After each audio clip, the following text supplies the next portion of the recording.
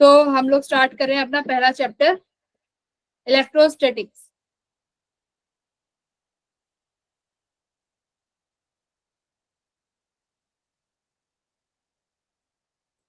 एक बार मोटा मोटा तुम्हारा 12th क्लास का सिलेबस देख लेते हैं कि एक्चुअली में तुम्हारा सिलेबस किस तरीके से है। मैम फर्स्ट चैप्टर जो है दूसरा है ना? हाँ मैम फर्स्ट चैप्टर तो शायद इलेक्ट्रिक चार्जेस एंड फील्ड है। हाँ हाँ, इलेक्ट्रोस्टैटिक्स पूरी यूनिट है ना, स्टैटिक्स इज कंप्लीट यूनिट, उसमें फिर चैप्टर्स। ओके। तो इलेक्ट्रोस्टैटिक्स तुम्हारा फर्स्ट यूनिट है। इस यूनिट में काफी सारे चैप्टर्स हैं।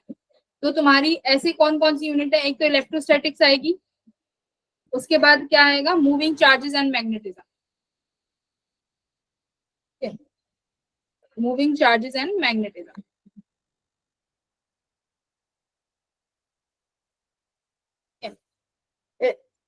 इसके बाद तुम्हारा आएगा ऑप्टिक्स, थर्ड यूनिट है ना। ऑप्टिक्स में दो तरीके की ऑप्टिक्स आएंगी, एक रे और दूसरी वेव ऑप्टिक्स। उसके बाद तुम्हारी आएगी मॉडर्न फिजिक्स, है ना। इस तरीके से तुम्हारा क्लास 12th का कुछ सिलेबस है। इलेक्ट्रोस्टैटिक्स में क्या क्या पढ़ेंगे भाई, इलेक्ट्रिक फील्ड के बारे में पढ़ेंगे। इलेक्ट्रिक फील्ड सबसे पहले तो चार्ज, चार्ज के बाद पढ़ेंगे फील्ड, इलेक्ट्रिक फील्ड। फील्ड के बाद हम लोग पढ़ेंगे क्या, पोटेंशियल।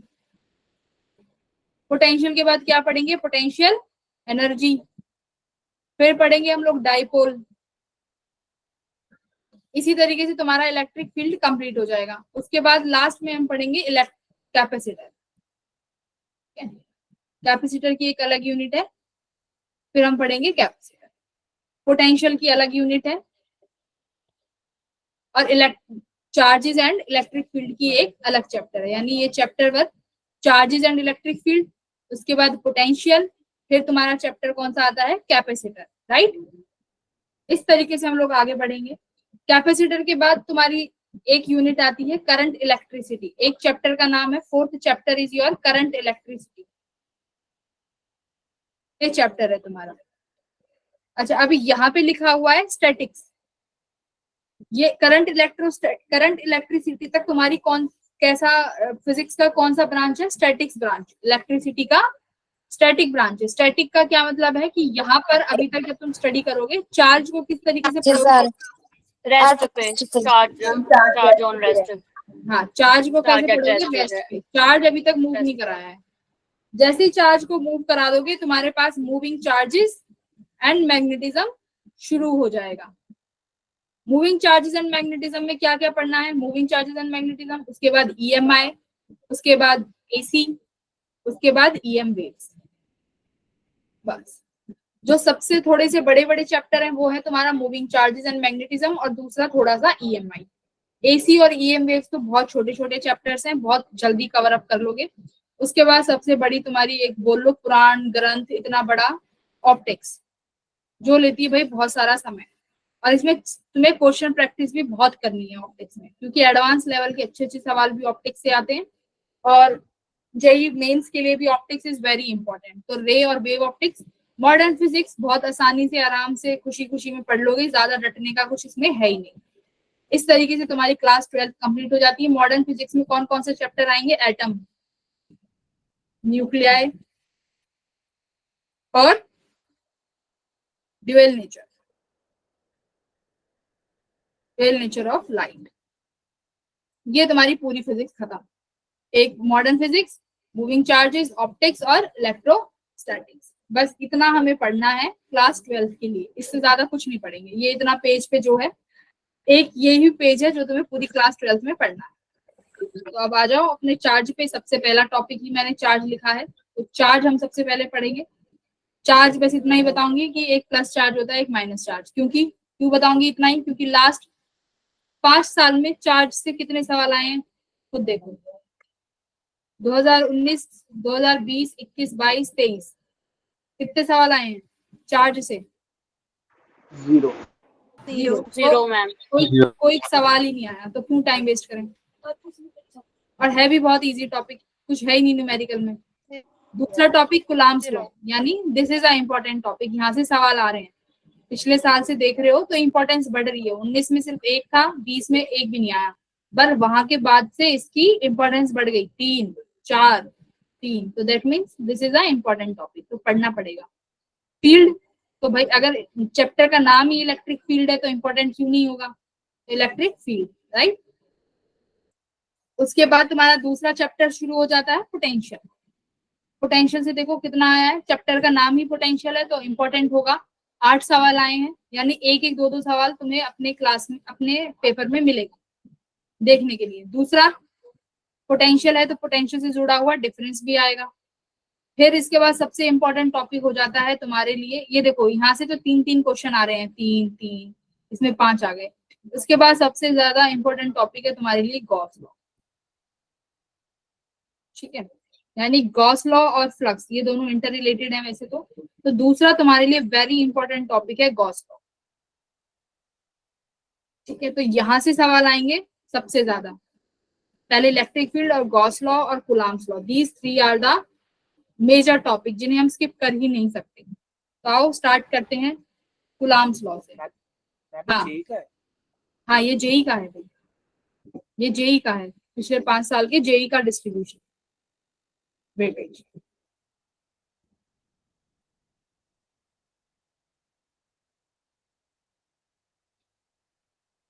कुलाम्स लॉ पढ़ेंगे।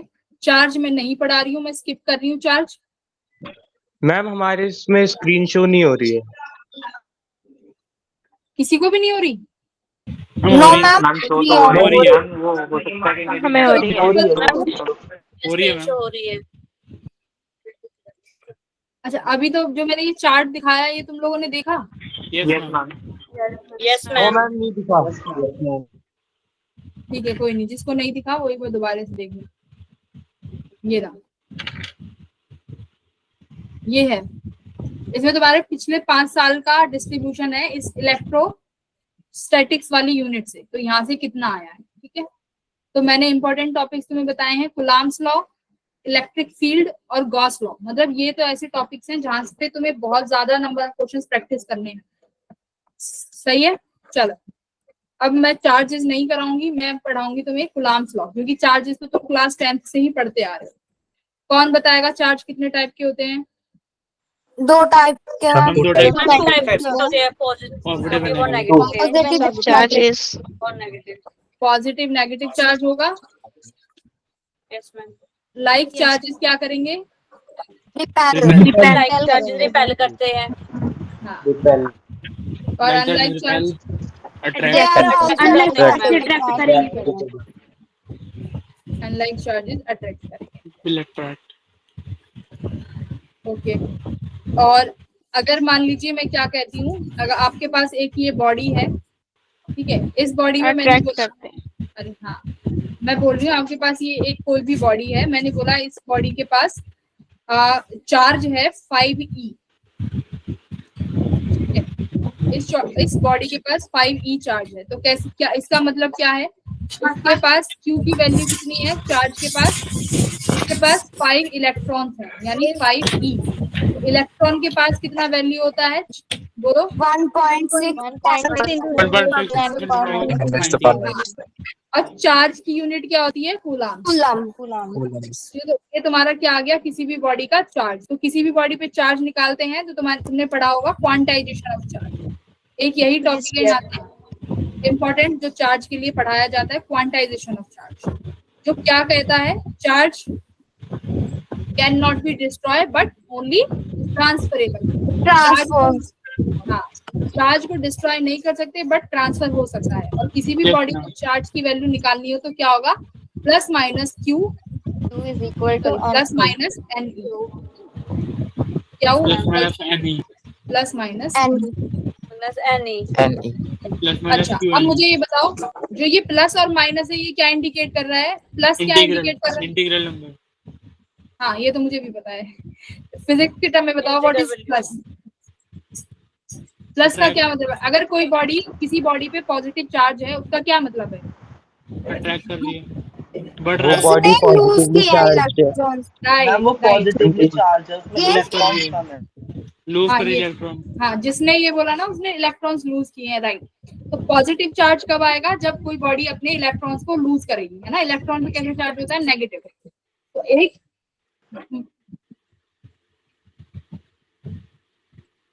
अगर एक बॉडी इनिशियल में कैसे चार्ज है? इनिशियल में न्यूट्रल है।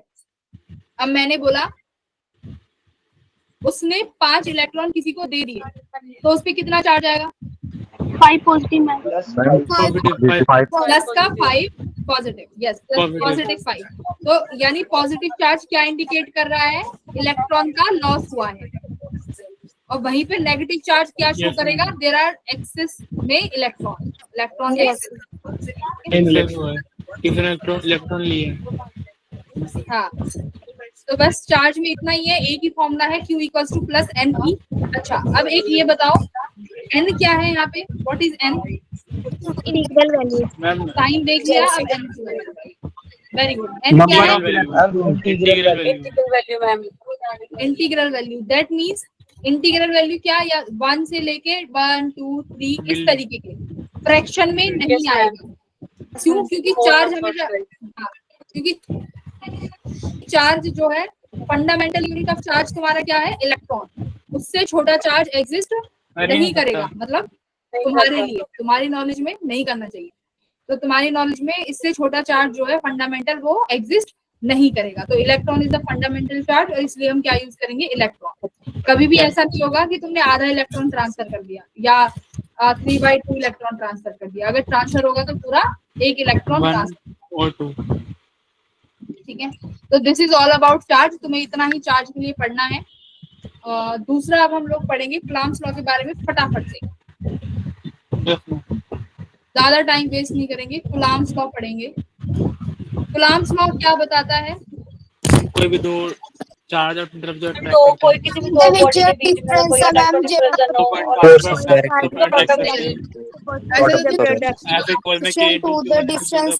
और रुको रुको भाई रुको, ऐसे तो तुम खिचड़ी पका दोगे, ऐसे नहीं। मैं जिस बोलूं वो तो बस आ रही है। हाँ, सब अभी शांत हो जाओ। जो बच्चे, अब कई बच्चे ऐसे हैं शायद उन्होंने नहीं पढ़ा होगा, अभी हम लोग डिस्कस करेंगे। मैं जब बोलूं जिसका नाम, वही आंसर करेगा। अब कुलाम्ब्स लॉ देखो क्या कहता है। अभी तुमने देख लिया दो चार्जेस होते हैं। अब कुलाम्ब्स ने क्या बोला कि हम उन दो चार्जेस के बीच का मैग्नीट्यूड बता सकते हैं। कि जैसे मान लो तुम्हारे पास एक ये चार्ज है प्लस Q, एक यहाँ पे एक चार्ज है सपोज करो प्लस Q। अब कुलाम्ब्स ने क्या बोला कि मैं ये दो चार्ज आपस में अब क्या करेंगे? रिपेल करेंगे, है ना। तो कुलाम्ब्स ने बोला हम इन दोनों चार्जेस के बीच का फोर्स ऑफ इंटरेक्शन बता सकते हैं कि कितने फोर्स से ये एक दूसरे को अट्रैक्ट करेंगे या एक दूसरे को कितने फोर्स से रिपेल करेंगे। ये कुलाम्ब्स लॉ ने फाइंड किया। अच्छा, बट कुलाम्ब्स लॉ जो वैलिड था ना, वो सिर्फ पॉइंट चार्जेस के लिए वैलिड था। कि अगर पॉइंट चार्ज है तभी तुम कुलाम्ब्स लॉ को यूज कर सकते हो। पॉइंट चार्जेस के लिए you can use Coulomb's law. अगर तुम्हारे पास बड़ी बड़ी बॉडीज हैं कि ये एक स्फीयर है और ये एक स्फीयर है और ये एक दूसरे के मान लो 1 सेंटीमीटर की दूरी पे रखे हैं, तो क्या ये एक दूसरे के लिए पॉइंट चार्जेस हैं? No no ma'am. तो क्या तुम कुलाम्ब्स लॉ जब भी पढ़ाऊंगी वो अप्लाई कर सकते हो? No ma'am. No ma'am. ठीक है, ठीक है। अच्छा, अब मुझे बताओ क्या अर्थ और सन के लिए कर सकते हैं? Yes ma'am. हाँ, Yes, ma'am. क्योंकि अब ये एक दूसरे के लिए कैसे चार्ज, कैसे पॉइंट हो गए एक दूसरे के लिए? बहुत दूर वाले छोटे बहुत दूर पॉइंट हो गए हैं। तो मैं बहुत इनको क्या, हाँ, तो मैं इनको क्या मान सकती हूँ कि yes these are the Point point charges. Charges. तो Point पॉइंट चार्ज एक्चुअली में किस पे डिपेंड कर रहा है? एक दूसरे की डिस्टेंस पे। डिस्टेंस पे। डिस्टेंस पे। अब ये जान लिया किस किस लिए लगा सकते हैं, एप्लीकेबिलिटी देख ली। अब होता क्या है ये जान लेते हैं फटाफट से। कुलाम्ब्स लॉ क्या कहता है? मान लो दो चार्जेस अगर r डिस्टेंस की दूरी पे रखे हुए हैं, इनके बीच में फोर्स ऑफ इंटरेक्शन यानी magnetic force, force of interaction कितना होगा हम ये बता सकते हैं। Force of interaction directly proportional होगा, डायरेक्टली प्रोपोर्शनल होगा इन दोनों चार्जेस के मैग्नीट्यूड के। मैग्नीट्यूड के। तो मैग्नीट्यूड एक चार्जेस मान चलो Q1 into Q2 और दूसरा तुम्हारा चार्ज अगर Q2 है तो इसके, और इनवर्सली प्रोपोर्शनल किसके होगा? 1/r²। डिस्टेंस डिस्टेंस के। डिस्टेंस के स्क्वायर के। अब इनवर्सली प्रोपोर्शनल क्यों है? अगर मैं ये दो चार्जेस को दूर लेके चली जाऊंगी तो इनके बीच में जो रिपल्शन है वो क्या हो जाएगी? बढ़ जाएगी। कम हो जाएगी। कम हो जाएगी मैम रिपल्सन जब हो आप जाएगी इससे ना? दूर जाओगे। फोर्स जितने मैं चार्जेस को पास लेके आऊंगी उतना ही उनके बीच में फोर्स ऑफ इंटरेक्शन की बात कर रही हूँ। इंटरेक्शन यानी पॉजिटिव भी हो सकता है और नेगेटिव भी। Yes, जब ma'am. दो चार्जेस को पास में लेके आएंगे, दो चार्जेस को पास में लेके आए, दैट मीन उनके बीच में इंटरेक्शन बढ़ गया। अगर मैं दूर लेके चली गई तो अगर तुम अपने घर में अपने भाई बहन, एक बार बताओ, अगर तुम और तुम्हारे भाई दोनों अगर एक ही कमरे में, तो तुम्हारे बीच में लड़ाई ज्यादा होगी ना। अगर दूसरे रूम में बैठा दिया तो लड़ाई कम होगी। तो ऐसे ही यहाँ पे है, जितने पास में लेके आओगे उतने ही लड़ेंगे ये चार्जेस। तो Q1 Q2 directly proportional, distance पे इनवर्सली है। तो अब इसको कंबाइन करके लिखोगे तो फोर्स क्या आएगा? Directly proportional to Q1 Q2 और इनवर्सली प्रोपोर्शनल टू R²। अब ये इनवर्सली का साइन है भाई, ये भी हटाना पड़ेगा। तो इसको हटा के मैं क्या लिख सकती हूँ? इक्वल्स के मैम एक कांस्टेंट लगा दूंगा। के क्या है मेरा? एक कांस्टेंट। क्या? कांस्टेंट। डायरेक्ट इसको बोलते हैं हम लोग, क्या बोलते हैं? Electrostatic force constant. Coulomb's constant बोल दो। कूलम्ब्स कांस्टेंट है, ठीक है। अब के की वैल्यू क्या होती है बच्चों? What is the value of के? 1/4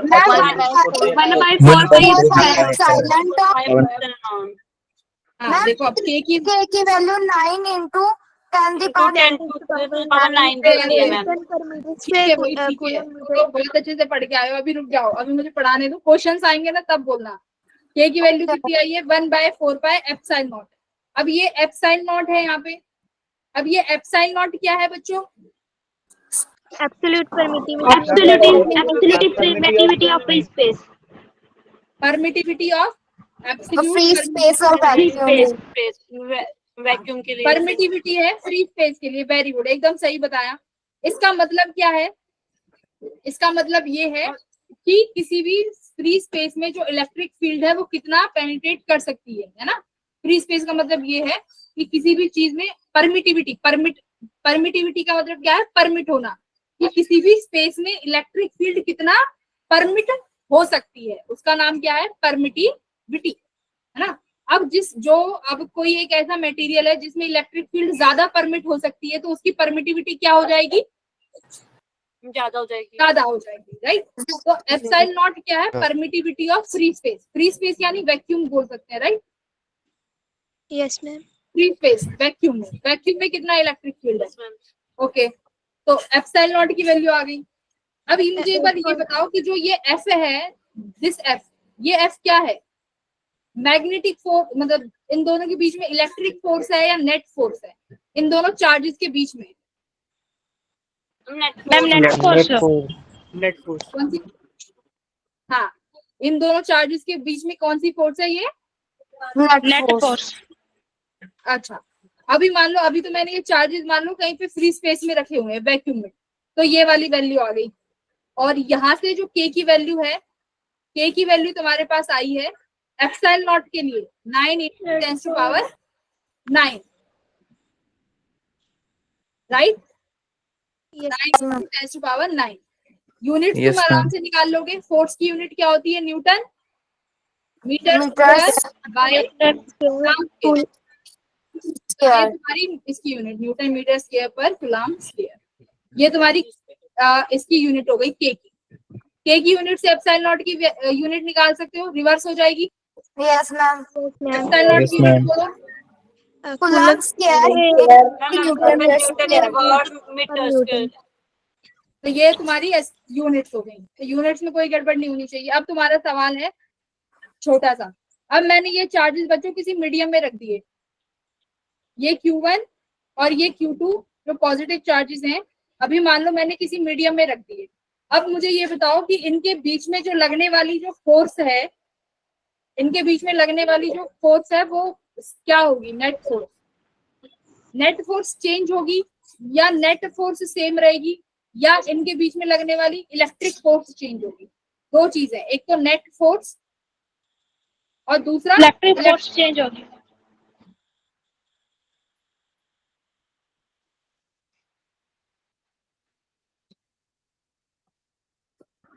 है ना, दो मैम, चीजें हैं। नेट हाँ, फोर्स Electric force change होगी. अभी हमने इलेक्ट्रिक क्या फोर्स रखा, चेंज होगी.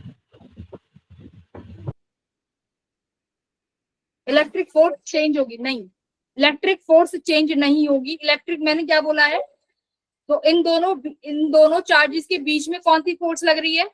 Net force. नेट फोर्स अभी लग रहा नेट है. फोर्स जब इस केस में, अभी इस केस में Net जब फ्री स्पेस में है तो Electric इलेक्ट्रिक फोर्स है, इलेक्ट्रिक अभी फोर्स कोई दूसरी फोर्स है नहीं. अब मैंने क्या रखा, इन दोनों चार्जेस के बीच में इलेक्ट्रिक फोर्स कितनी आई थी, ये K(Q1/Q2R².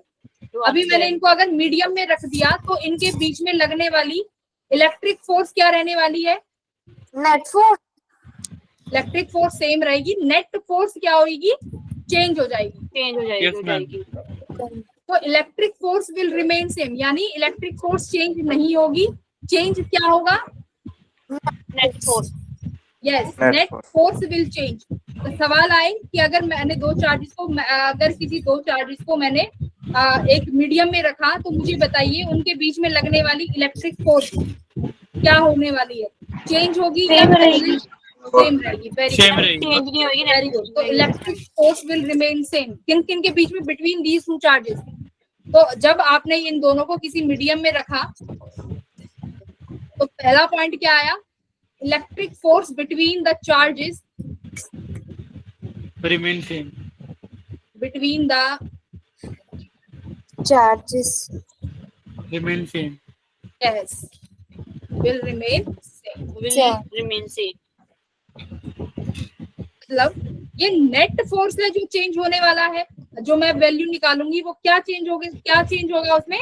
Net force will change, right. Net force हाँ, विल चेंज. तो अभी देखो, अगर मान लो मैंने एक मीडियम में रखा है तो मीडियम के लिए तुम्हारा ये फोर्स Fm जो होगा, मान लेते हैं Fm इज द फोर्स, कितना आने वाला है? Q1/Q2 by 4 pi r². Wow. Epsilon का क्या हो जाएगा? Epsilon EM. यानी एप्साइल एम क्या है? उस मीडियम की permittivity. Yes, ma'am. Yes ma'am.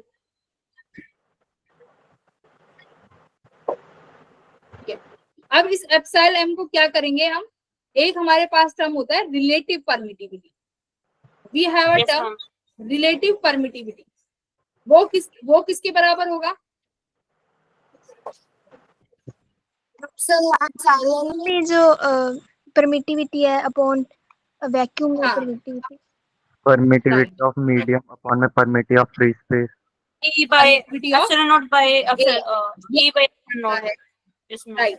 तो अभी देखो, रिलेटिव परमिटिविटी क्या बता रही है कि किसी भी मीडियम में कितना फील्ड परमिट हो रहा है as compare to free space, right. As compare to free space किसी भी मीडियम में कितना फील्ड परमिट हो रहा है, वो देगा तुम्हें रिलेटिव परमिटिविटी.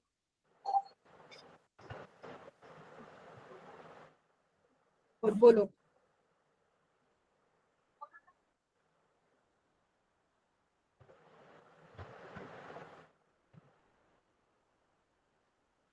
अभी देखो, अब वैल्यू रखो एप्सिलॉन नॉट एम की, यहाँ पे वैल्यू रखो. तो ये फोर्स जो मीडियम में रखने के बाद आया है, कितना आया है? Q1/Q2 by 4 pi epsilon not r epsilon not m r². अभी भी मैंने ये r डिस्टेंस की दूरी पे रखा. ओके. अब मुझे बताओ Q1/Q2 4 pi epsilon not r² किसके बराबर था? फोर्स निकाला है तुमने फ्री इसके लिए, स्पेस के लिए. तो मैं यहाँ पे क्या लिख दूंगी? F by epsilon not r. बोलो, Fm किसके बराबर आया? by एप्सिलॉन नॉट r के बराबर. Yes, ma'am. Epsilon not r को क्या बोलते हैं? Dielectric Constant. Constant. Electric constant भी बोला जाता है. एप्सिलॉन नॉट को डाइलेक्ट्रिक कांस्टेंट. तो अब ये चीज देखो. हाँ बोलो. एफएम क्या डिनोट कर रहा है यहाँ पे? एफएम जो लिखा आपने. ये फोर्स है जब आपने मीडियम में रखा है दो चार्जेस को. Net force. Fm is the net force. जो ये Fm में ये लिख रही हूँ, these are the net force. Okay, acting on these two charges. On these two charges net force कितना लग रहा है? ये इसकी वैल्यू है। कई बार बच्चे क्या सोचते हैं, this is the electric force, इनके बीच में लगने वाला इलेक्ट्रोस्टैटिक फोर्स तो चेंज होगा ही नहीं, नेट फोर्स चेंज होगा। तो कितना चेंज हो गया फोर्स तुम्हारा, F by epsilon nought are.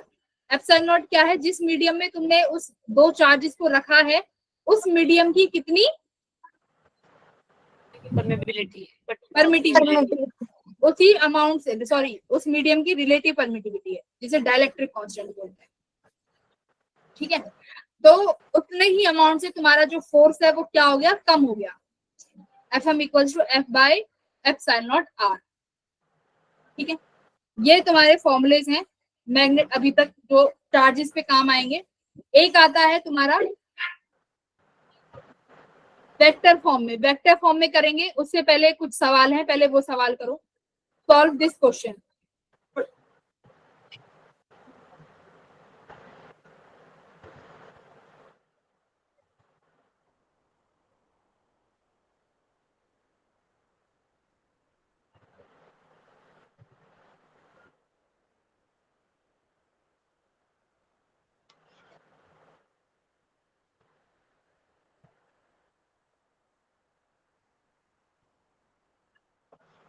Ma'am 8 times हो जाएगी force. Ma'am 16 time. Sorry ma'am 16 times हो जाएगी, 16 टाइम्स।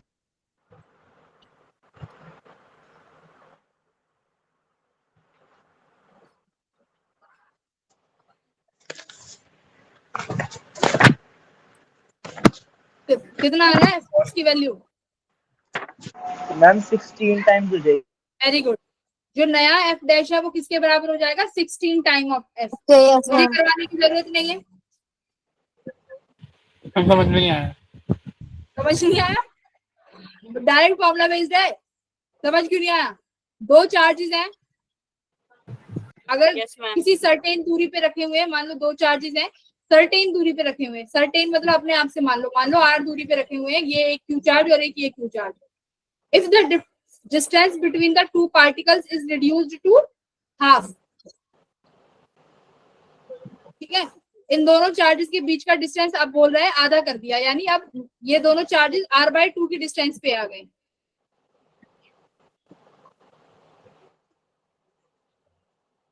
और चार्ज को क्या कर दिया, डबल, यानी ये दोनों चार्ज 2q2q हो गए। तो कितना फोर्स हो जाएगा, 4 टाइम्स ऑफ q1 q2, यानी ऐसे लिखो q1 q2, और r कितना हो गया, r/2, यानी r²/4। तो ये 4 ऊपर चला जाएगा, तो फोर्स कितना हो गया, 16 times of q1 q2 bye r²। Sphere. अब तो ये नया एफ डैश था, तो ये कितने के बराबर आ गया, 16 टाइम्स ऑफ पुराना एफ। Yes ma'am. तो यानी फोर्स तुम्हारा 16 टाइम बढ़ चुका है। ठीक है, बेसिक था, फॉर्मूला बेस्ड था, अभी इतना टफ नहीं कराऊंगी तुमसे, ये वाला करो।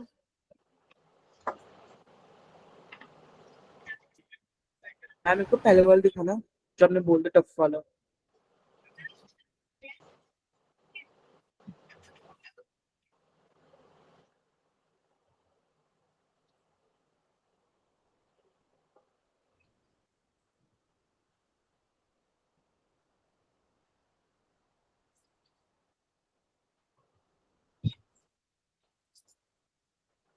Ma'am, B option है.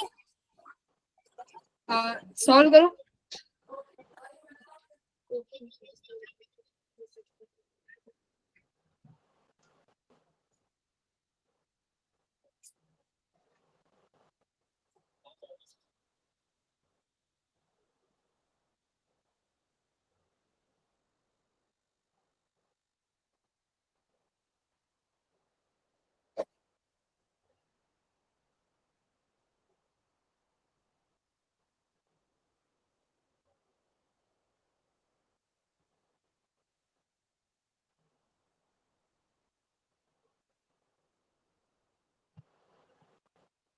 ऑप्शन बी, ऑप्शन बी आ रहा है, Option B. सब टिक कर देना है ना।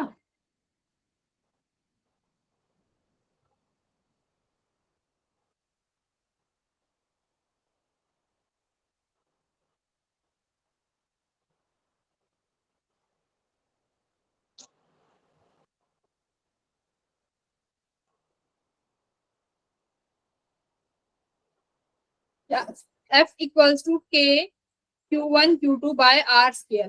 तो अगर तुम्हारा ये एयर में रखा हुआ है तो F फोर्स है। अब क्या बोला है, अब फोर्स 4 टाइम्स हो गया जब तुमने किस में रखा, मीडियम में रख दिया। तो यानी 4 times of F equals to Q1 Q2 by 4 pi epsilon not R square, है ना। तो जब तुमने मीडियम में रखा तो ये फोर्स कितना हो गया, 4 टाइम्स ऑफ F हो गया। अब इस F की वैल्यू रखो यहाँ पे, कितना आएगा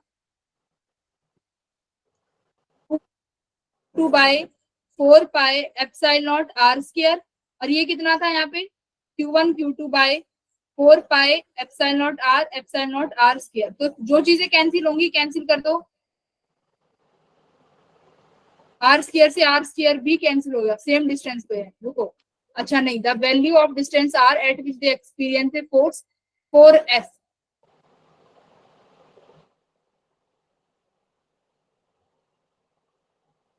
तो ये भी कैपिटल R हो गया भाई यहाँ पे, this will became capital R square.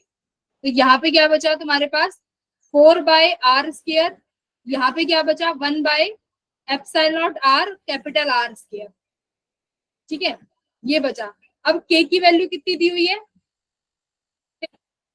तो ये K क्या है तुम्हारा, dielectric constant which is epsilon not R। इसको किससे डिनोट किया है, K से।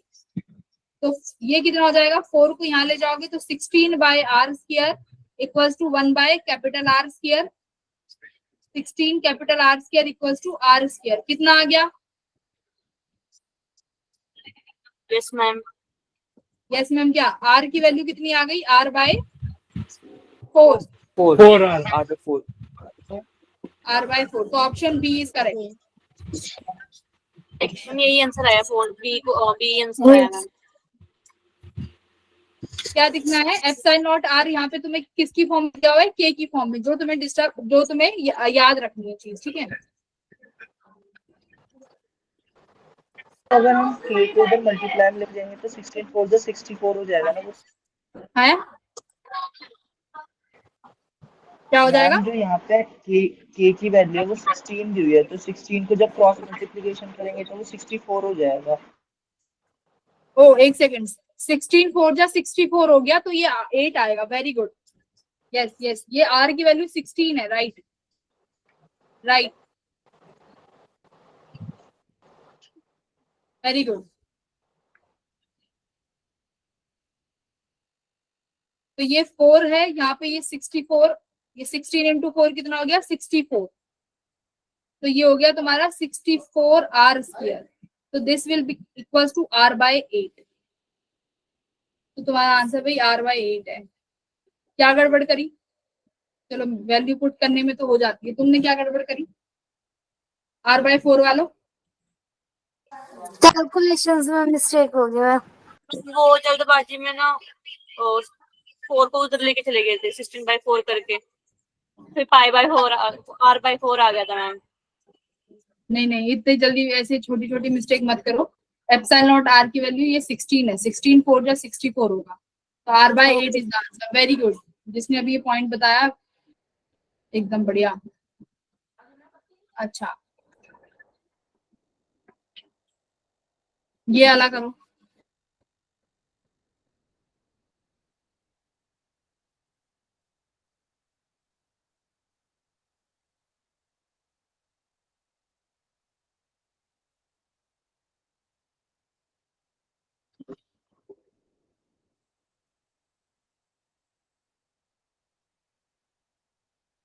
वो मालूम है क्या,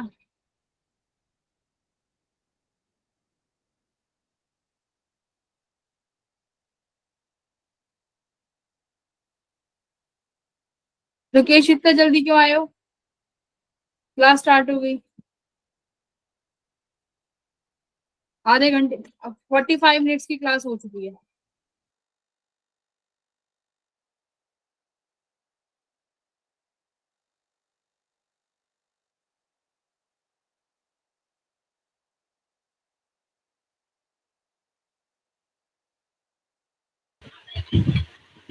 हम स्क्रीन शेयर नहीं हो रही,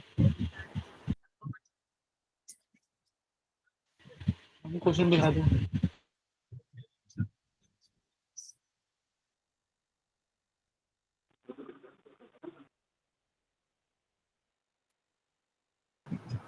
मैम स्क्रीन शो नहीं हो रही। मैम एकदम से अभी कॉल है कट नहीं, गया। मैम नहीं ने नहीं, लीव कर कॉल दिया शायद, कॉल मैम ने कट लीव गया। कर दिया इसलिए। हाँ मैंने नहीं पता किया, भी अपने आप कट गई।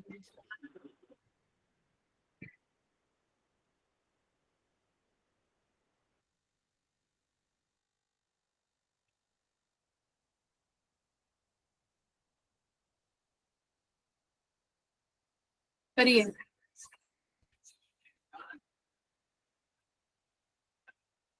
टाइम पीरियड ऑफ रिवॉल्यूशन निकालना है।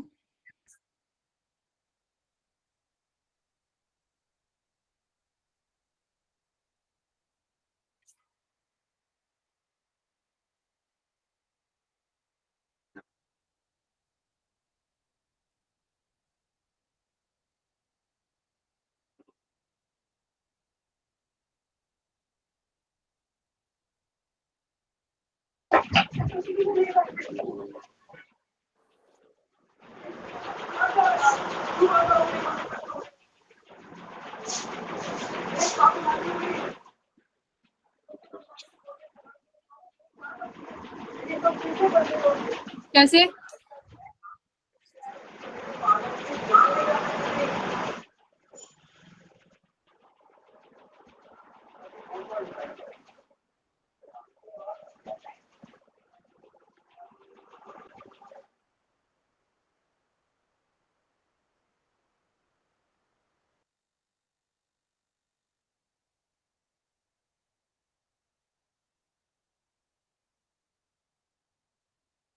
Ma'am first option. हाँ वेरी गुड, जिसका फर्स्ट आ रहा है एकदम करेक्ट आ रहा है।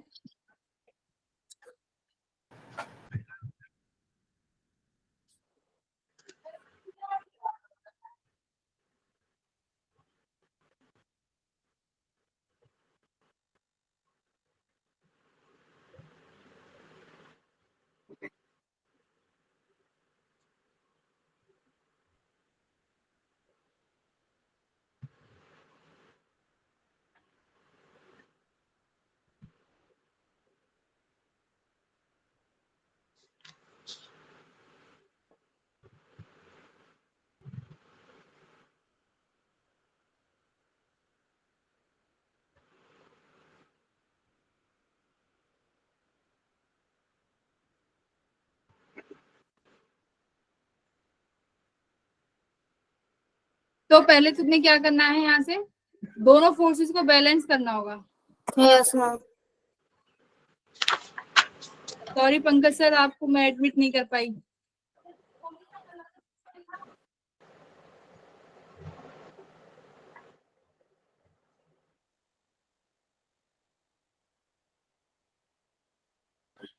पंकज सर आए थे ना।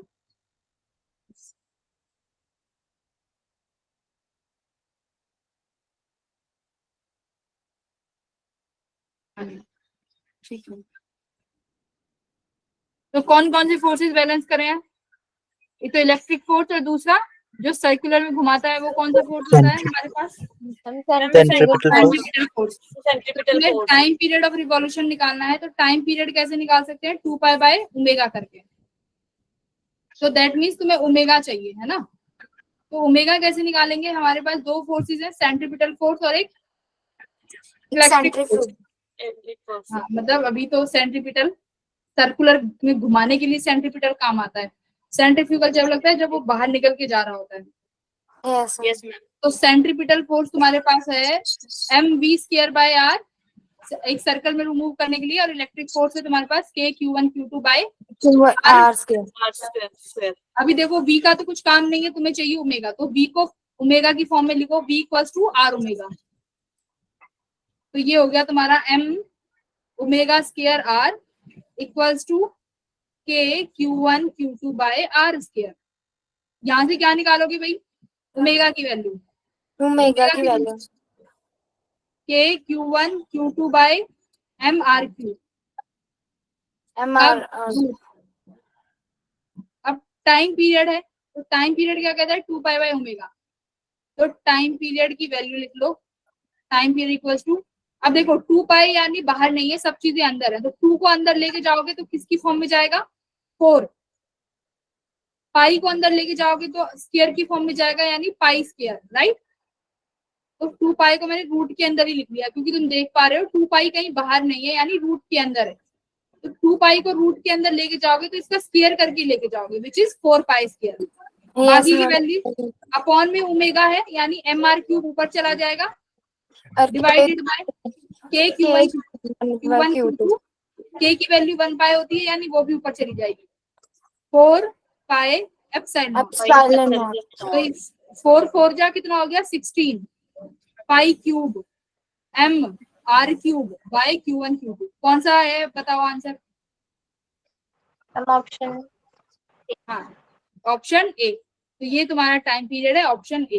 ठीक है, तो कुछ नहीं करना था, बस फोर्सेस को इक्वेट करना था, वहां से वैल्यूज निकालनी थी और ये सॉल्व हो गया, right? Yes ma'am.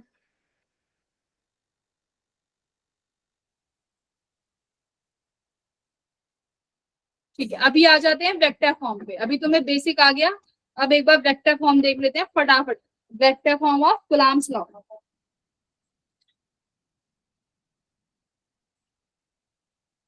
Sorry, not vectors, vector form. Vector form में क्या डिफरेंस आएगा?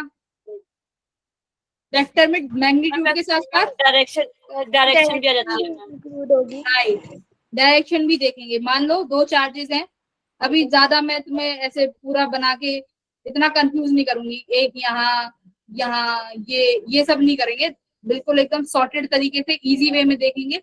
ज्यादा अपना दिमाग लगाना ही नहीं है, फिजिक्स सीखनी है बस। देखो कैसे, आपके पास 2 ये हो गए पॉइंट चार्जेस। मान लो ये ए पॉइंट है, ये बी पॉइंट है। ये तुम्हारे पास एक चार्ज Q1 है, ये एक चार्ज Q2 है, दोनों r दूरी पे हैं। इन्हीं के लिए वेक्टर फॉर्म लगा लेते हैं। अब मुझे एक बात बताओ, अगर मैं चलो दोनों चार्जेस को सेम चार्ज दे देते हैं, ठीक है, प्लस और ये भी प्लस, ओके। अब मुझे ये बताओ Q1 चार्ज B को रिपेल करेगा कि अट्रैक्ट? यानी किस डायरेक्शन में? इस डायरेक्शन। तो फोर्स ऑन चार्ज Q2 देखो, मैं अभी इस चार्ज को देख रही हूँ, सुनो, मैं अभी इस चार्ज को देख रही हूँ, अंडर कंसिडरेशन है। इस चार्ज पे कौन सा चार्ज फोर्स लगा रहा है? Q1। तो फोर्स ऑन B मतलब सेकंड चार्ज, किसकी वजह से है? A की वजह से। ठीक है, अब मुझे निकालनी है Q1 पे फोर्स। Q1 को अंडर कंसिडरेशन रखते हैं, तो Q1 पे कौन सा चार्ज फोर्स लगा रहा है? डायरेक्शन ये होगा चार्ज मैम। तो force on charge A due to B। तो ये 2 फोर्सेस हैं। अब तुम्हें यही फोर्सेस निकालनी है, यानी FAB and FBA। These 2 forces calculate करो। अब यहाँ पे तुम्हारे पास क्या आएगा? मैग्नीट्यूड के साथ साथ डायरेक्शंस भी आ गई। तो अगर मान लो FAB निकाल दी हूँ, फोर्स AB, यानी फोर्स ऑन, अच्छा AB ये है, force on A due to B। A पे फोर्स लग रहा है B की तरफ, तो यानी डायरेक्शन देखो क्या है, ये डायरेक्शन है। तुम यहाँ से यहाँ आ रहे हो। ओहो, चार्जर लगाना पड़ेगा, एक दिन में लगा।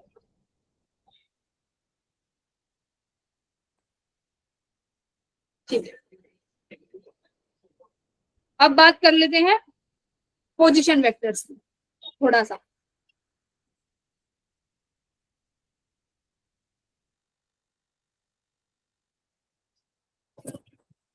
पोजीशंस की बात कर लेते हैं थोड़ा सा।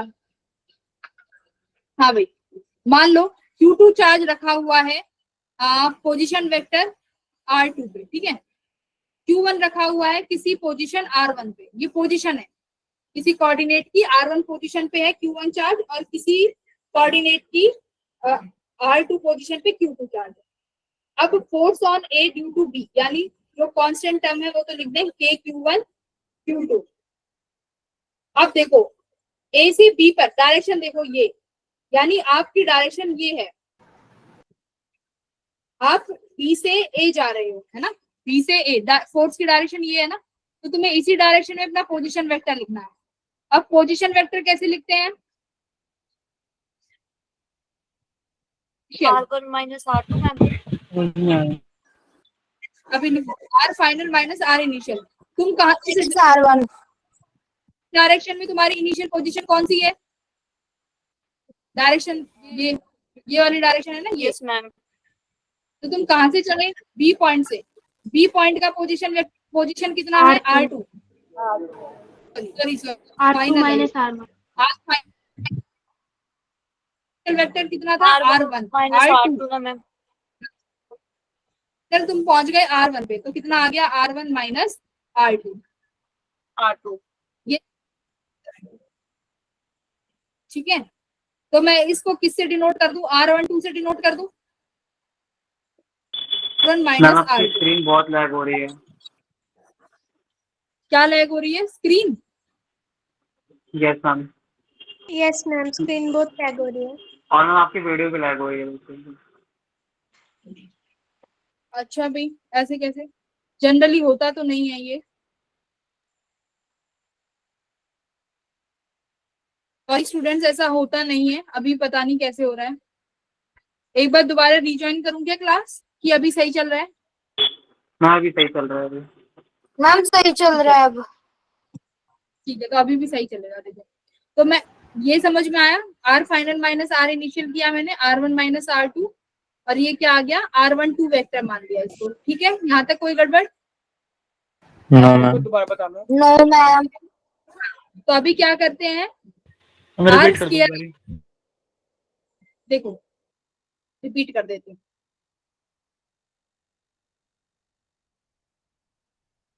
पोजीशन वेक्टर को कैसे लिखते हैं? R final minus R initial, है ना। जब किसी भी चीज का पोजीशन वेक्टर निकालते हैं, वेक्टर की जब बात करते हैं, तो क्या लिखते हैं? R final minus R initial. अब तुम देखो, अब तुम जब एफ ए बी निकाल रहे हो, तो तुम कहां से कहां चल रहे हो? फोर्स की डायरेक्शन देखो, क्यू पे कहाँ है? ऐसे है। तो यानी तुम बी से ए की तरफ जा रहे हो, तो तुम्हारा फाइनल पॉइंट क्या है? R1, और चले कहां से हो? R2 से। तो फाइनल R1 हो गया, इनिशियल कितना हो गया? R2। तो this is the position vector. तो इसको पोजीशन वेक्टर क्या मान लेते हैं? R12 vector which is equal to R1 vector minus R2 vector, है ना। अब इसका मैग्नीट्यूड की बात करें, तो मैग्नीट्यूड निकालना आता है?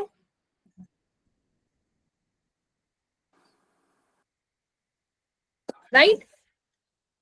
और ये इसका वेक्टर है। तो अभी यहाँ पे मैग्नीट्यूड जाएगा R12 का स्क्वायर मल्टीप्लाई R का, यहाँ पे R कैप लगा देते हैं, यूनिट वेक्टर। Unit vector. तो अभी इसे कैसे लिखेंगे? Q1 Q2 bye R12 vector, है ना। ये 12 वेक्टर आ गया, डिवाइडेड बाय इसका मैग्नीट्यूड। ऐसे ही लिखते हैं यूनिट वेक्टर को। Yes ma'am. और ये तुम्हारा R12 का होल स्क्वायर। तो ये दोनों कितने बच जाएंगे? क्यूब हो जाएगा। यस मैम, क्यूब हो जाएगा। R12 का क्यूब।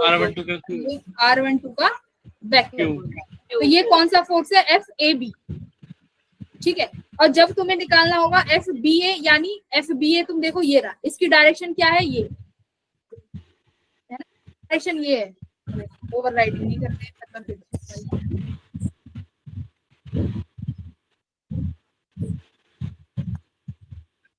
ये FBA है। नेगेटिव हो जाएगा मैम। अब इसकी डायरेक्शन ये हो गई, तो अभी इसके लिए R वेक्टर निकालो, कितना आएगा? R final minus R final. तुम R2 पे आगे इनिशियल चले कहां से हो? यहाँ से, तो माइनस R1। तो इसे क्या बोल रहे हैं? R21। तो अब यहाँ पे तुम्हारा क्या लग जाएगा? R12 की जगह R21 लग जाएगा, जैसे कि FBA equals to KQ1 Q2 by R21 square, और ये R21 का वेक्टर। ठीक है, सॉरी क्यूब। ये तुम्हारा आ गया FBA। समझ में आया? बस पोजीशंस देखनी है। Yes ma'am. पोजीशन वेक्टर का formula R final minus R initial. बाकी तुम सारा काम करोगे फोर्स की डायरेक्शन से, वहीं से तुम्हें पता चलेगा तुम इनिशियल से फाइनल कहाँ जा रहे हो, फाइनल से इनिशियल कहाँ जा रहे हो। ठीक है, चलो मूव ऑन। एक क्वेश्चन है इस पे, वो क्वेश्चन करो। This one.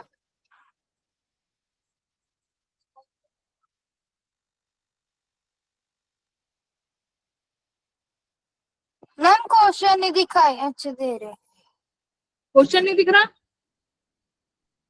मैम दिख रहा है। मैम आपकी वीडियो भी लैग हो रही है, पेज शो नहीं हो रहा मैम ढंग से। हम दिख रहा है अच्छे से, हो सकता है सूरज तुम लोगों के में ही कुछ गड़बड़ हो। सब कुछ दिख रहा है अच्छे से। दिख तो रहा है, सही चल रही है स्क्रीन। करो।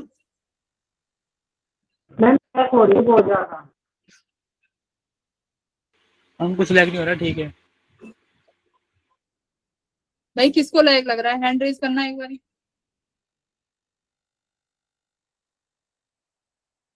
गगन को लग रहा है, परमजीत, अविनाश, भाई दो ठीक चार है। बच्चों को बाकी सबको ठीक लग रहा है, तो एक बार तुम लोग अपने कनेक्शंस देखो।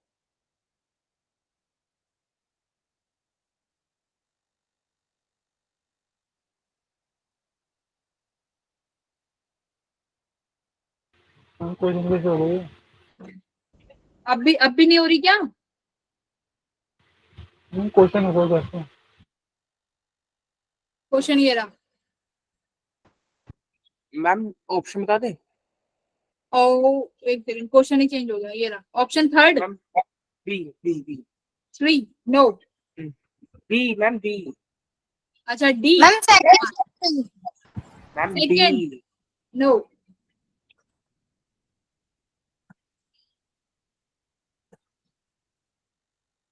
हम वैल्यू से पुट करेंगे। मैम थर्ड ऑप्शन है। हम वैल्यू पुट नहीं हो रही।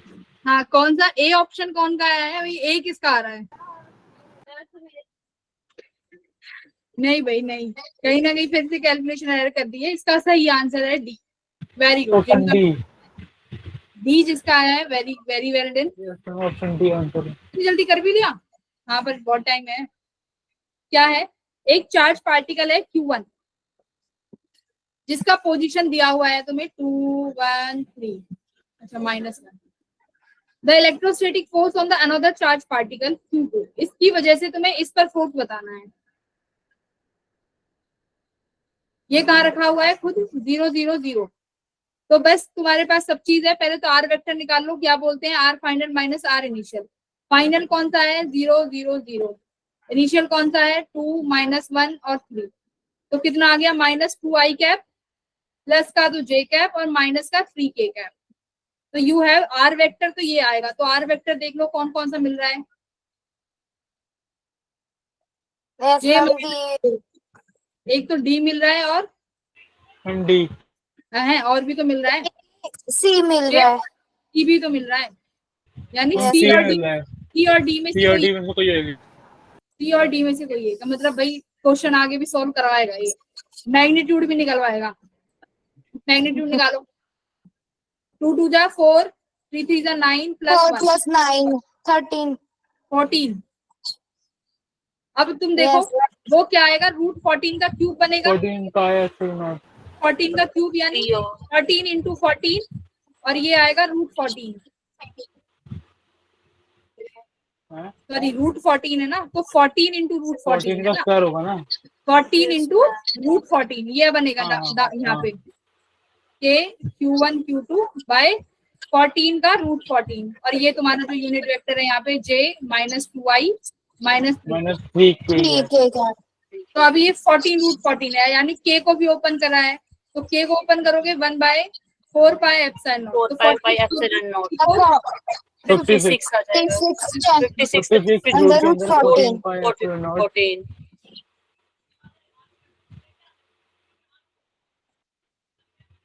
आगे समझ।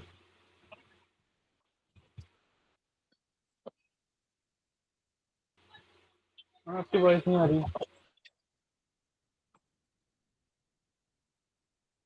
ओके, सबको समझ में आ गया? तो ये बस इसमें क्या था, तुम वेक्टर्स का पता चल गया, वो तुम डायरेक्शन के साथ देख सकते हो, राइट?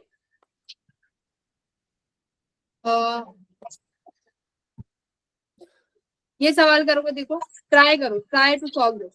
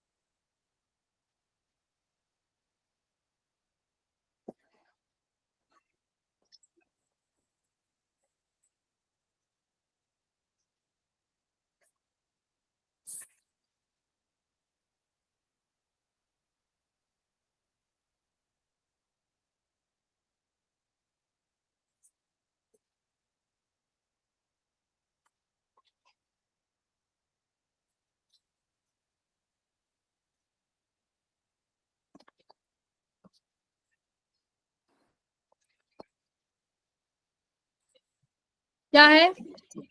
मैम निकला नहीं। हाँ ऐसे नहीं निकलेगा भाई, ये अच्छा खासा क्वेश्चन है। मैम समझ में नहीं आया।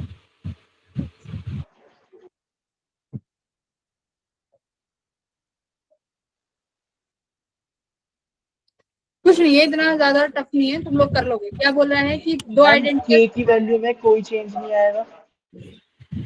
है क्या? समझ में नहीं आया। मैम के की वैल्यू में कोई चेंज नहीं आएगा। हाँ, थीटा की वैल्यू में कोई चेंज नहीं आया, पर बहुत सारी चीजों में बहुत कुछ चेंज आएगा। क्या क्या चेंज आएगा? देखो, दो आइडेंटिकल चार्ज पता है। नहीं। हाँ सुनो, दो चार्ज स्फीयर हैं, एक स्ट्रिंग के साथ उनको कनेक्ट किया हुआ है। हर स्ट्रिंग वर्टिकल के साथ थीटा एंगल बना रही है। अब थीटा निकालो पहले तो। वर्टिकल वेन से पहले का क्वेश्चन सॉल्व करो, वेन से पहले का।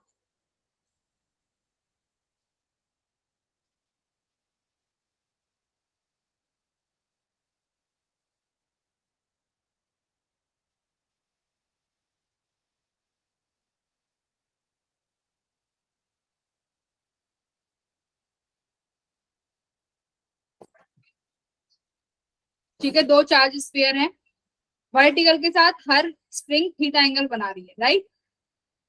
यस। अब ये स्फीयर कैसे हैं? आइडेंटिकल। यस और नो? तो एक Yes, दूसरे को ma'am. attract करेंगे, repel. Yes, ma'am.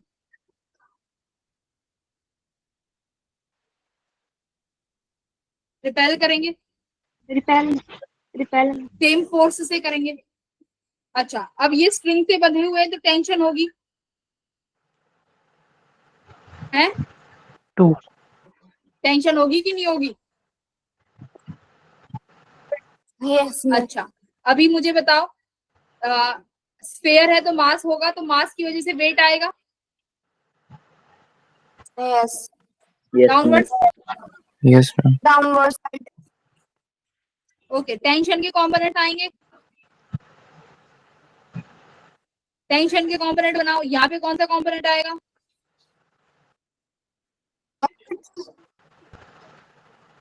Ma'am P cos theta. देखो, ये लाइन थीटा एंगल बना रही है वर्टिकल के साथ, तो ये एडजेसेंट एंगल भी हो गए, और ये भी बोल सकते हो कि ये लाइन वर्टिकल के साथ थीटा बनाएगी, तो दिस विल थीटा। तो ये T cos theta, Yes, ma'am. ये T sine theta. T sin theta. ऐसे ही यहाँ पे रिजॉल्व होगा, टी साइन थीटा ऊपर T और cos theta. T cos theta. अभी क्या करना है? बराबर कर लो मैग्नीट्यूड को और इनको, मतलब तुम्हें टेन अब चाहिए थीटा। इन्होंने बोला है कि theta will not be change, तो यानी थीटा ही निकालेंगे। थीटा निकालो। थीटा क्या है यहाँ पे? Tan theta. तो लिखो टी साइन थीटा किसके बराबर है? इलेक्ट्रोस्टैटिक फोर्स को बैलेंस कर रहा है, तो एफ ई लिखते हैं। टी कॉस थीटा किसको बैलेंस कर रहा है? mg को मैम। एम जी लिखते हैं। टेंशन से टेंशन कट गया, टेन थीटा कितना आया? Fv/mg। ये सवाल, अभी ये सवाल हुआ है वर्टिकल तक। आगे देखो, अब इस पूरे के पूरे सिस्टम को उठा के कहाँ डाल दिया? एक लिक्विड में। पूरा सिस्टम उठाया, लिक्विड में डाल दिया। लिक्विड में डालने के बाद अब तुम्हें देखना है और कौन कौन से फोर्स एक्ट करेंगे। जैसे तुमने देखा मास वेट एक्ट किया था, अब मुझे बताओ और कौन सा फोर्स एक्ट करेगा? मैम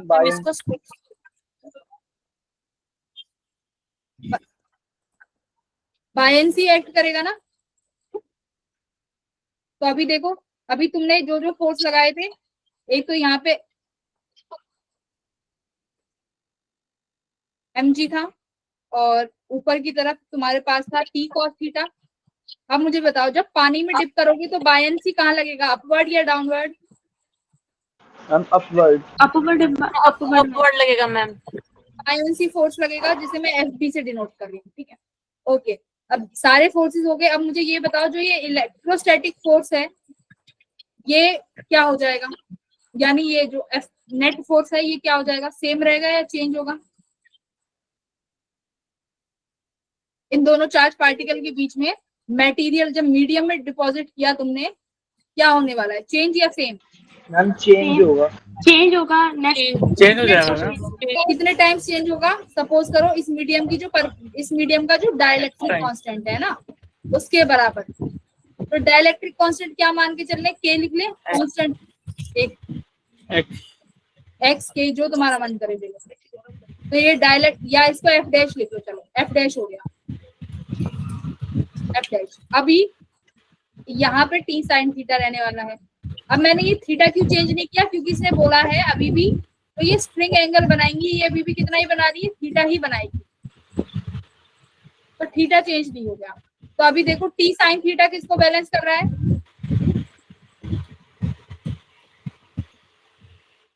एफ डैश को। अब इसकी वैल्यू लिखो कॉस थीटा की,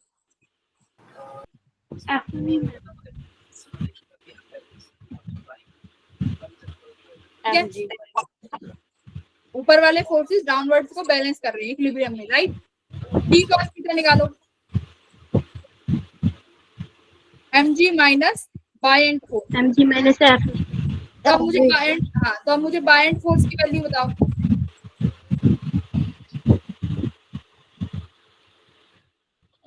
bye and force B rho जी।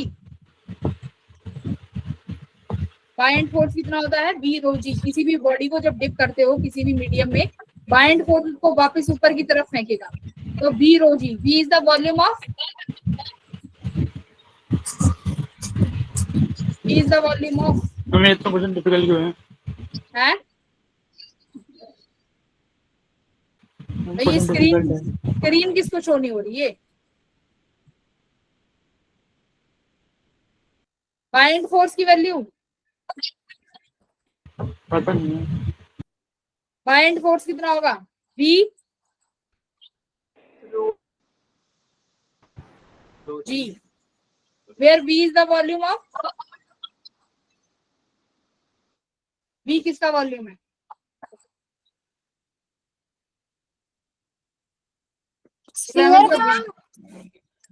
हाँ, वॉल्यूम उसका है जिस मीडियम को डिप किया गया है। जैसे यहाँ पे मीडियम में स्फीयर को डिप डिप कर रहे किया हो। है, जिस स्फीयर को Yes, डिप किया गया है, तो यहाँ पे डिप किसको किया गया है? स्फीयर को। कोई भी बॉल है Yes. या कोई भी ब्लॉक है जिसे डिप किया जाएगा, उसका वॉल्यूम। तो वॉल्यूम डेंसिटी किसकी लिखी जाएगी? उस लिक्विड की जिसमें डिप किया गया है।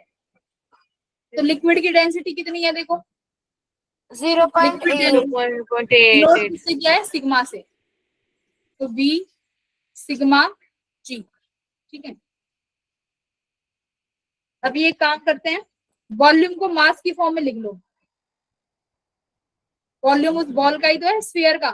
उस स्फीयर का वॉल्यूम कितना हो जाएगा? मास इनटू डेंसिटी, या सॉरी Yes, मास ma'am. Upon density, mass upon density.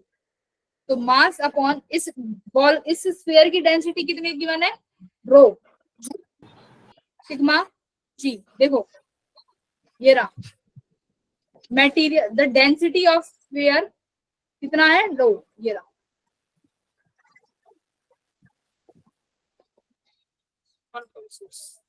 ठीक है, रो दिख गया? 1.6। हाँ, ये रो मैं ये दिखा रही हूँ, यहाँ पे रो से डिनोट कर रखा है ना, तो मैं यहाँ रो लिख रही हूँ, ठीक है। या इसको लिख लो डेंसिटी ऑफ स्फीयर, और ये डेंसिटी ऑफ लिक्विड, ऐसे करके लिख लेते हैं, ठीक है। तो अभी mg कॉमन ले लूं, क्या बचा? 1 minus density of liquid upon में डेंसिटी ऑफ सॉलिड। सॉलिड। ये किसकी वैल्यू आ गई? टी कॉस थीटा की। टी कॉस थीटा आ गया, और ये तुम्हारा टी साइन थीटा। अब देखो उसने क्या बोला है? Theta will not change. तो तुम्हारे पास एक तो ये थीटा आया था F E by M G, equation 1, और एक तुम्हारे पास ये टेन थीटा आ गया, टी कॉस थीटा। ये टेन थीटा कितना आ गया यहाँ से? F dash by M G 1 minus density of liquid by density of solid. अब ये सेकंड इक्वेशन, दोनों को क्या करो? इक्वेट करो, सेट कर। करो। तो F electric by M G, ये F dash by M G 1 minus density of liquid by density of solid. M G से M G cancel. Yes ma'am. अच्छा, अब ये एफ डैश बताओ, ये एफ डैश कितने टाइम्स कम होगा जब मीडियम में डिप किया है? एफ ई टाइम्स ऑफ इस मीडियम में डिप करने वाला, एफ ई बाय के, जो तुमने यहाँ पढ़ा था।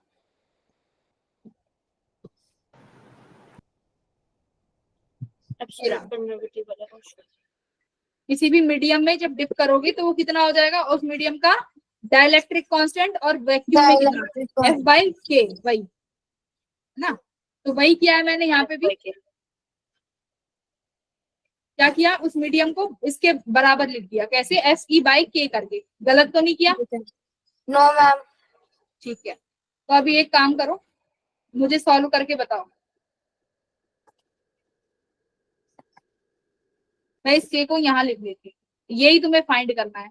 एम जी से एम जी कट गया, एफ ई से एफ ई कट गया, तो क्या बचा, के 1 minus density of liquid upon density of solid equals to 1। आगे डेंसिटी की वैल्यू सॉल्व कर लोगे, मैम 2 आ जाएगी। 2 आ जाएगी। इसका ना एक काम करो, पेपर में आएगा, इतना बड़ा सॉल्व तो करोगे नहीं, इसकी एक डायरेक्ट वैल्यू निकाल लो, के की कितनी आएगी, इधर लेके जाऊंगी। अगर इसको 1 बाय के इक्वल्स टू, इसको मल्टीप्लाई कर देते हैं अगर यहाँ पे, density of solid minus density of liquid upon में डेंसिटी ऑफ सॉलिड, तो ये के है। तो अब के को ऊपर कर लो, के कितना हो गया, density of solid upon density of solid minus density of liquid. This is the short formula, यानी ऊपर सॉलिड की, यहाँ पे सॉलिड और लिक्विड का डिफरेंस। तो ये तुम्हें क्या देगा, डाइलेक्ट्रिक कांस्टेंट उस मीडियम का, यानी डेंसिटी पे डिपेंड कर रहा है डायरेक्ट। ठीक है, तो डायरेक्ट फॉर्मूला कितना हो गया यहाँ पे, के की वैल्यू, सॉलिड की डेंसिटी में से लिक्विड की डेंसिटी माइनस कर दो बस। साइन पे ध्यान मत दो, रो सिग्मा ध्यान दो, ये सॉलिड और लिक्विड याद कर लोगे। हो गया, समझ में आया? Yes ma'am. इसके सेम क्वेश्चन है,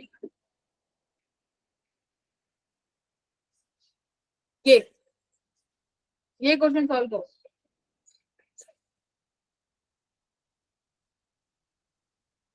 इस पीपीटी में जो भी क्वेश्चन है वो सॉल्व करना, ट्राई करने का सॉल्व करना,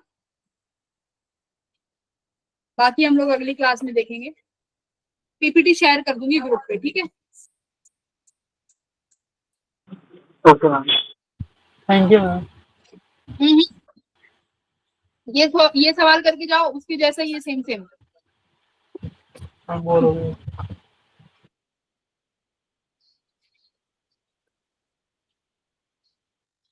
तो इसमें देखो चार्ज दिया हुआ है, कल भी हो गए क्लास हमारे। टी बताना है, देखो टी बताना है बस, टेंशन। टी कॉस थीटा को mg के बराबर कर दो, टी कॉस थीटा को mg के बराबर हो गया। ये तो अभी तुमने इक्वेशन करी थी, टी कॉस थीटा mg के बराबर आया था भाई। ये एंगल बराबर वर्टिकल में 30 डिग्री में बटेगा, तो टी 30 डिग्री कितना होता है, कॉस 30 डिग्री, cos 30 डिग्री होता है। मास कितना है भाई, मास है इसका, नो मैम आंसर नहीं देता है। मैम नहीं दिया था। तो टी साइन थीटा लिख लो, टी साइन थीटा लिख लो, मास गिवन नहीं है तो साइन थीटा किसके बराबर आया था, इलेक्ट्रिक फोर्स के बराबर। साइन 30 डिग्री कितना हो जाएगा, टी बाई 2। इलेक्ट्रिक फोर्स किसके बराबर हो जाएगा, Q1 Q2 by r square. हाँ, ये 9 into 10 to power 9 ही लेना है। और डिस्टेंस कितना है इन दोनों के बीच में, 1 सेंटीमीटर जिसके ਇਹਨੂੰ ਆਪਾਂ मीटर ਦੇ ਵਿੱਚ ਕਨਵਰਟ ਕਰਾਂਗੇ, ਲਿਖਾਂਗੇ 10 ਦੀ -2। ये तुम बना लोगे। Option B. हाँ देखो, ये 1 मीटर है, यस ठीक है, ये 1 मीटर है, और ये परपेंडिकुलर डिस्टेंस, ये कितना हो जाएगा इनके बीच का डिस्टेंस, या फिर ऐसे कर लो, ये 60 डिग्री है और ये 1 मीटर है, तो कैसे निकाल सकते हो? मैम पाइथागोरस थ्योरम से। पीजीटी से। Pythagoras theorem. तो कितना आएगा ये 1, ये भी 1 ही आएगा है ना, 1 सेंटीमीटर। Yes ma'am. तो तुम्हारे पास सारी वैल्यूज हैं, क्यू की वैल्यू भी है, तो टेंशन निकल जाएगा, निकाल सब लोगे। कुछ है। मोहतरम। इसका आंसर क्या आएगा? बी। या तो 1.8। यस मैम, नहीं बी नहीं आ रहा है। नहीं, नन ऑफ द अबव है। मैम सेंटीमीटर एक को मैम मीटर में चेंज किया, इसका 18 इंटू 10⁻³ आता है। सेंटीमीटर को मीटर में यस change मैम, यही आंसर आ जीरो रहा है। पॉइंट वन एट हो जाएगा ना। और माइक्रो को 10⁻6 में लिखो, 2 है, 10⁻6 यस मैम, कन्वर्ट कर 0.018। ये 10⁻12 जाएगा ऊपर और अपॉन में जाएगा 10 इंटू 10⁹ और ये जाएगा आर स्क्वायर यानी 10⁻4 ऊपर जाके ये माइनस हो जाएगी, 5 यस मैम, बचेगा। यही आ रहा है, 18 इंटू 10⁻³ यही आ रहा है ना। मैम इसका 18 answer- into the Yes, power ma'am. -3 Newton. ठीक है, तो Yes, 18 इंटू ma'am. 10⁻³ न्यूटन। तो बाकी इसमें Yes, ma'am. पीपीटी में सवाल है, ये पीपीटी मिल जाएगी, ट्राई करना सॉल्व करने की, बाकी हम लोग कल करेंगे, ठीक है। Okay ma'am. ओके तो see you everyone in the next class. Same time देना class. Good Bye, night. ma'am. Bye, ma'am. Good night. Same time पर गुड नाइट। हाँ, टाइमिंग एक बार Good तुम्हारी night, क्लास ma'am. में दिख जाएंगी, देख लेना, चेक कर लेना। Good night ma'am. Ma'am attendance for me. हाँ भाई, अटेंडेंस अप्लाई करके जाना सभी लोग। मैम तो कल लगा दिया। यस मैम, लिंक भेज दो। ग्रुप पे शायद मिल जाएगा, एक बार देख लेना। मैम वेरिफिकेशन की लिखा क्लास में ऑलरेडी। एक क्लास आएगा। यहाँ पे तो सिर्फ नेहा मैम ने भेजा है। वेरिफिकेशन के लिए ना। तो ठीक है, कोई नहीं, अभी नहीं आया तो क्या कर सकते हैं। मैम क्लास का लिंक कहाँ से आएगा? हैं? क्लास का लिंक कहाँ से आएगा? क्लास का लिंक ग्रुप पे आता है ना, ग्रुप में एडेड हो। Yes ma'am. हाँ, तो ग्रुप में आता है क्लास का लिंक। नहीं मैं मतलब पिछले लिंक जो कुछ साल होता तब नहीं है। इसका पिछले लिंक। हाँ, क्लास का लिंक उसमें ही आएगा, पहले आ जाता है। नेहा मैम से एक बार बात कर लेना। मैम मैं रिकॉर्डेड बात कर रहा हूँ। रिकॉर्डेड क्लास का, उसके लिए तुम्हें एक शीट मिल जाएगी, वो नेहा मैम बता देंगी, तुम्हें शीट मिलेगी, वहां पे रिकॉर्डिंग क्लास देख सकते।